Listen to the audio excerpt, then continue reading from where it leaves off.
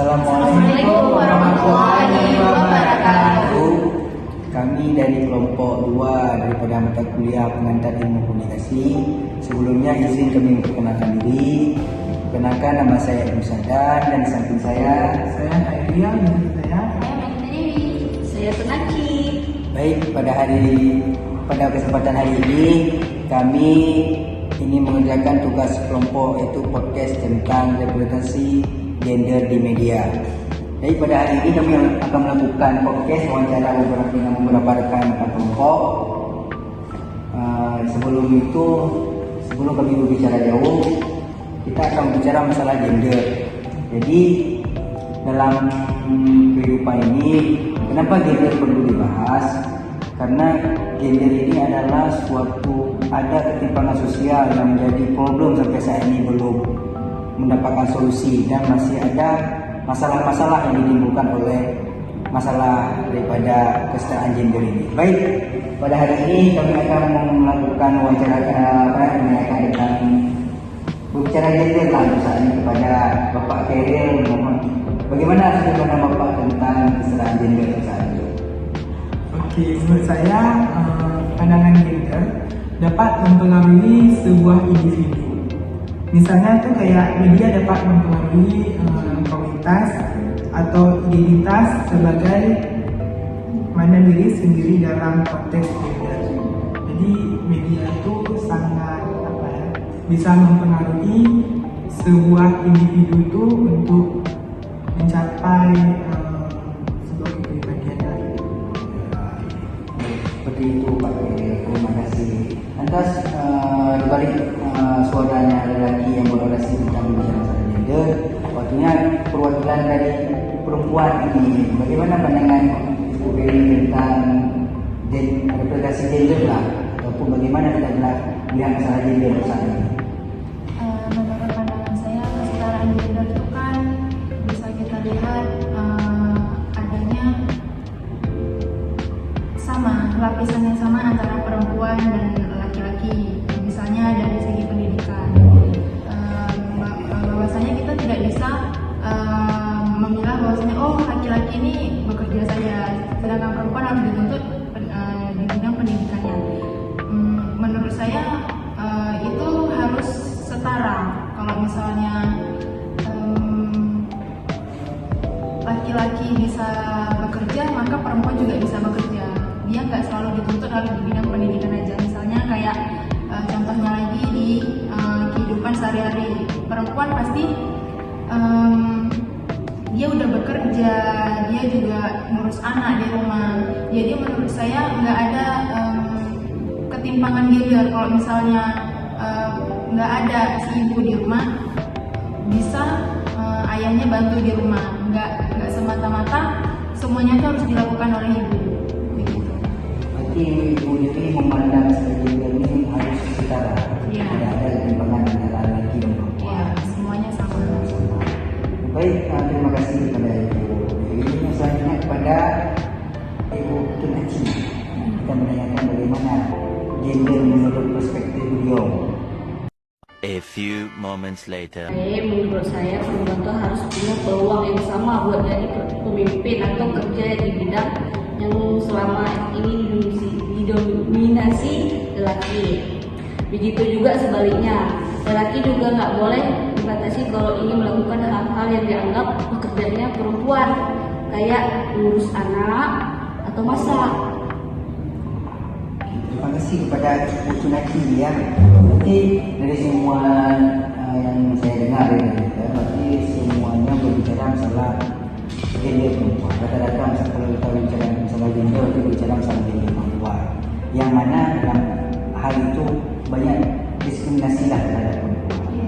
Ada sudut pandang beberapa rekan-rekan. Tapi gini juga, berbicara gender ini kan bukan hanya isu yang bermain di lingkungan kita.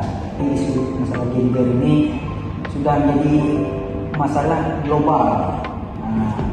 Baik daripada di Indonesia maupun di luar negeri, ini sudah menjadi suatu gejolak antara gender laki dan perempuan.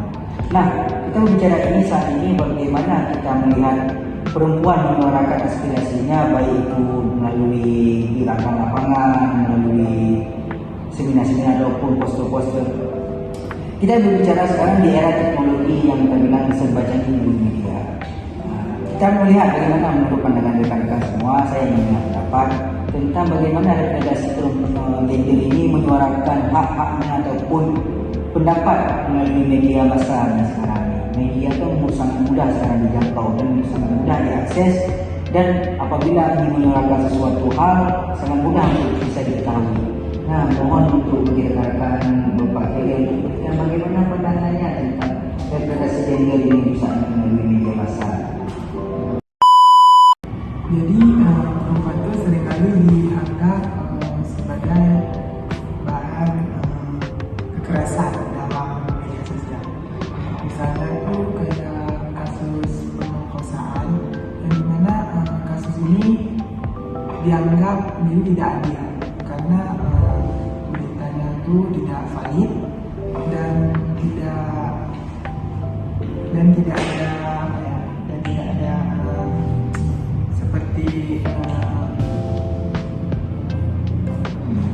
tidak ada seperti pelaku yang bisa kita anggap sebagai saksi yang Terima kasih Bapak Kiri hari ini melihat fenomena ini, masalah gender ini dalam merepresentasikan perempuan ini, dalam merepresentasikan gender perempuan dalam media ini. Kita melihat bagaimana fenomena kita melihat perempuan sebagai orientasi seks karena laki yang menjadi korban dari pelaku pemerkosaan atau wilayah lain. Jadi dalam hal ini perempuan menjadi korban daripada suatu bentuk ketidaksetaraan gender, yang mana perempuan ini sebagai dipandang lemah dan tidak akan berkutik bila melakukan apapun oleh lelaki. Baik, selanjutnya kita melihat pandangan daripada Ibu Rita Dewi. Bagaimana pandangan Ibu tentang bagaimana representasi perempuan ini dalam media saat ini?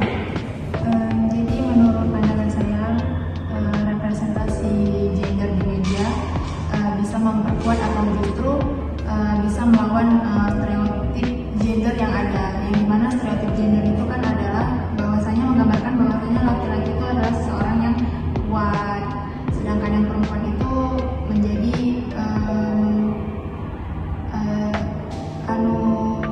seksual tuh.